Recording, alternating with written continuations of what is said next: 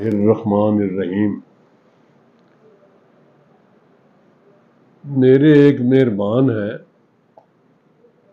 جو واپڈا میں، ایکچولی وہ آئی پی پی کے تھے، انڈیپینڈنٹ پاور پروڈیوسر سے۔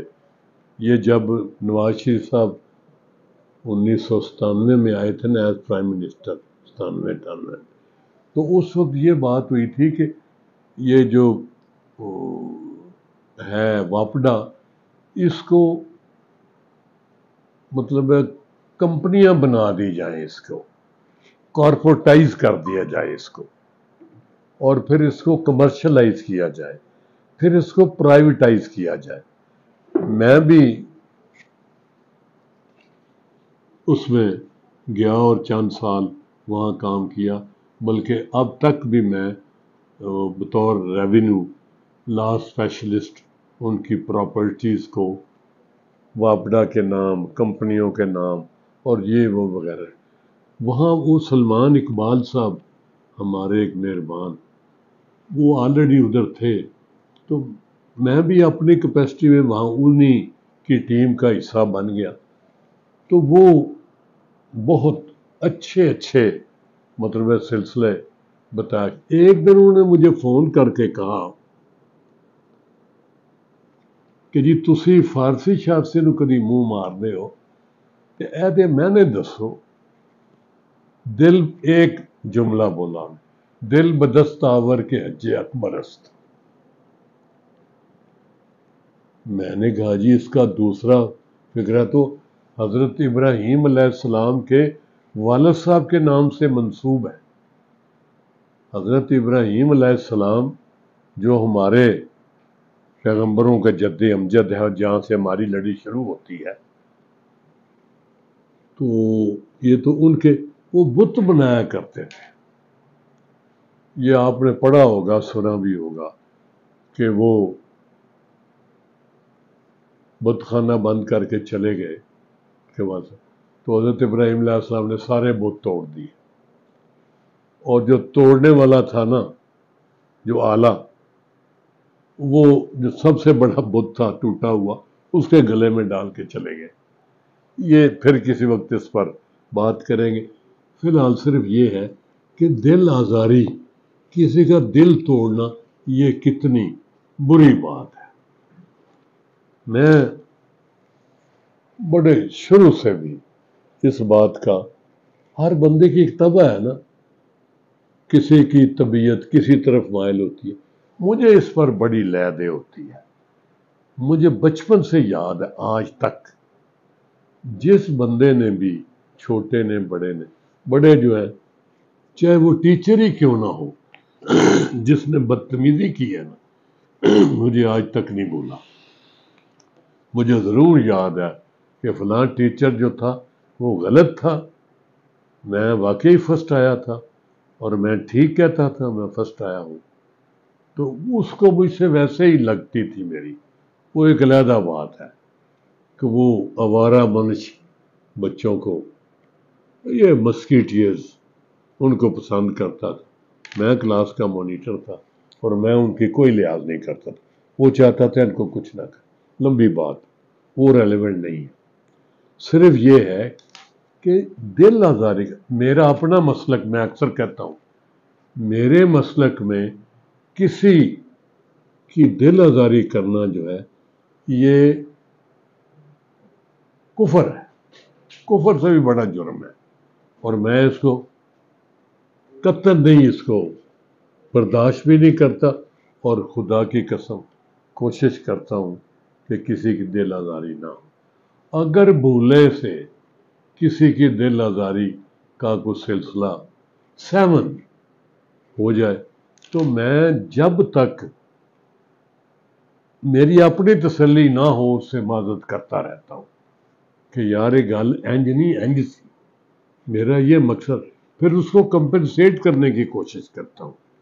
تو یہ بات کہ، اور پھر خاص کر جو غریب آدمی ہے، پنجابی کہتے ہیں ماتڑ ساتھی، جو بیچارہ اس نے آپ کو کچھ نہیں کہنا، پی جائے گا، چپ کر جائے گا، لیکن یہ بات ٹھیک نہیں ہے۔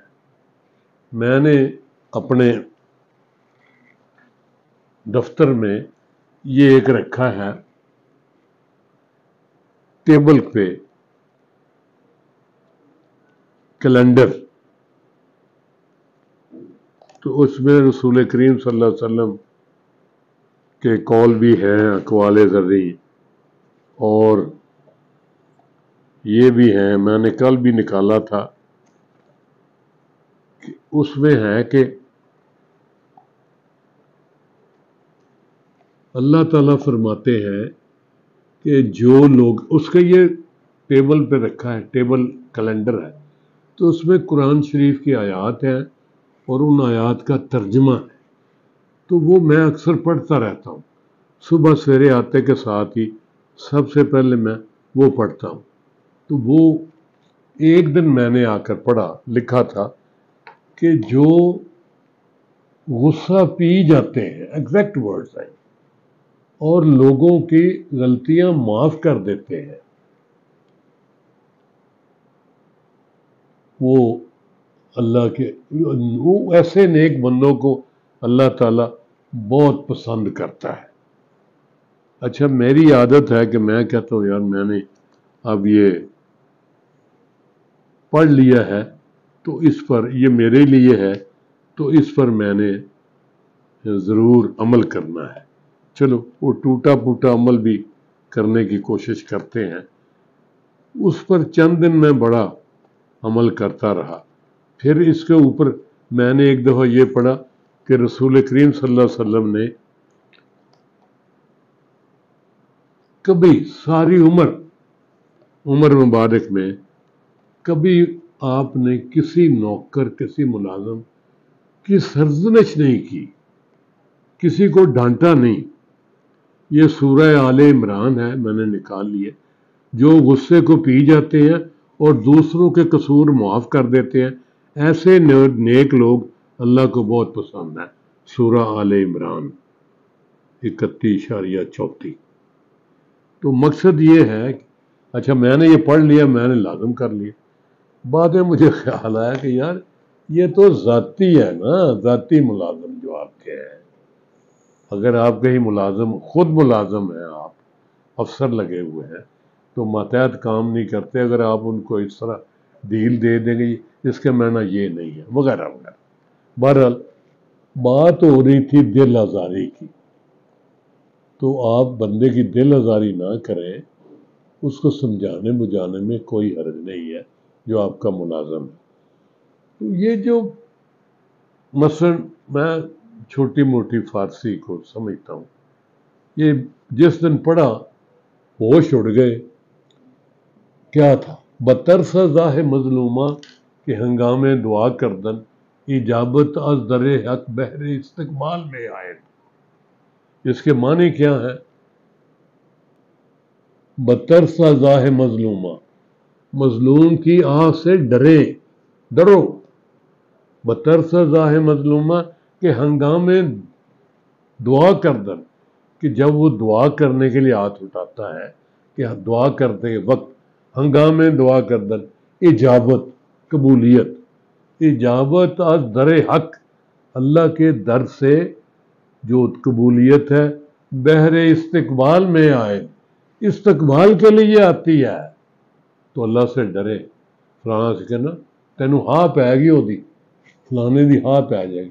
جب آپ بہت زیادہ آپ کسی کو زخم پہنچاتے ہیں، دلی تکلیف پہنچاتے ہیں، تو اللہ تعالیٰ کی ذات بابرکات کو یہ بات قطعاً پسند نہیں ہے کہ اس کے بندے کے ساتھ اس طرح سے۔ میرا ایک دوست، اس کا میں اکثر ذکر کرتا ہوں، قرآن کریم صبح ضرور پڑھ کے نکلتا تھا، چاہے بعد میں لیٹ ہونے کی وجہ سے مجھ سے جھڑکیاں کھاتا رہے، تو وہ اکثر یہ شعر پڑھتا تھا، مندر ٹھا دے، مسجد ٹھا دے جو کچھ ٹہند آئی، پر ایک بندے دا دل نہ ٹھائی، سونا سچا رب دے چرند آئی۔ یہ اس کے الفاظ ہیں جو ایگزیکٹلی مجھے اب تک یاد ہے۔ تو واقعی اللہ تعالیٰ تو بندے کے دل میں رہتا ہے، لہذا آپ کو کسی کی دل آزاری کرنے سے گریز کرنا چاہیے۔ میں بھی چونکہ کورٹ میں بیٹھے ہیں ساری عمر، افسری کرتے رہے ہیں، اور پھر عدالت میں اور کچہری میں اور سزا دینی یا چھوڑ دینا یا یہ کرنا یا وہ کرنا، تو اس میں تھوڑا سا ڈر لگتا تھا اللہ سے۔ کبھی کسی کو، یہ خاص کر پولیس والوں نے کیس بنائے ہوتے ہیں تو کوئی ضروری نہیں کہ ان کو کیس سچے ہی ہوں۔ ہمارے ایک امام تھے اللہ والے، امام مسجد میاں محمد اکرم صاحب شرک پور شریف کے، تو وہ بڑی دعا خصوصی طور سے مانگتے۔ اس دعا میں یہ بھی کہتے تھے فلانا فلانا بندی وانا دی بند خلاص، یہ خاص ان کا جملہ ہوتا تھا۔ 3-4 اور دعائیں بھی تھی، سب سے آخر میں بندی وانا دی بند خلاص۔ میں اس کا مطلب یہ سمجھتا تھا اور سمجھتا ہوں کہ یہ جو بیچارے اندر دیے ہوئے ہیں ان کی خلاصی ہو جائے، یہ چھوٹ جائے، رہا ہو جائے۔ تو اس لیے یہ ہے کہ یہ جب کوئی ہائی کورٹ یا سپریم کورٹ کا جج صاحب ریٹائر ہوتے ہیں تو ایک ریفرنس دیا جاتا ہے جس میں ججز بھی ہوتے ہیں اور کچھ سینئر وکلاء بھی ہوتے ہیں۔ تو اس میں جو بہترین جو ریمارکس آج تک مجھے یاد ہیں ججز کے لیے دیے جاتے ہیں وہ یہ ہوتا ہے کہ ان کے فیصلے یہ تھے وہ تھے، بڑے انصاف پرور تھے، اور ان میں یہ ایک خاص جملہ میں ہمیشہ انڈر لائن کرتا رہا ہوں کہ ان کے فیصلوں سے انصاف اور رحم کا حسین امتزاج جھلکتا تھا۔ مطلب ہے رحم بھی ہونا چاہیے۔ آپ ان سارے حالات کو مد نظر رکھیں، یعنی ایوری جج has to consider all the factors relevant to the case. یہ نہیں ہو سکتا کہ آپ اتنے، لیکن بہرحال انصاف کرنے والے پھر اللہ تعالیٰ ان کو بٹھاتا ہے تو وہ انصاف کرتے ہیں، ایسی کوئی بات نہیں۔ لیکن آگے تو پھر یہ رسول کریم صلی اللہ علیہ وسلم کی حدیث مبارکہ ہے۔ ہمارے ایک ایس ٹیم ہوتے تھے منڈی بہاؤالدین، میں بھی وہاں لگا رہا ہوں، تو وہاں اس حدیث کا سارا اردو ترجمہ دیا ہوا ہے کہ اگر کسی وقت کوئی شاطر، کوئی چاتر بندہ، کوئی بہت زیادہ تیز ترار جھوٹے سچے دعوے کر کے تو کورٹ کو مس گائیڈ کر کے کوئی انصاف کی بجائے بے انصافی کرا دے تو وہ ذمہ دار ہوگا، اللہ کے حضور وہ دیندار ہے، اس کو سزا ہوگی۔ ہم تو چونکہ میں کہا کرتا ہوں کہ ہمارے ہاں 3 قسم کے انصاف ہوتے ہیں۔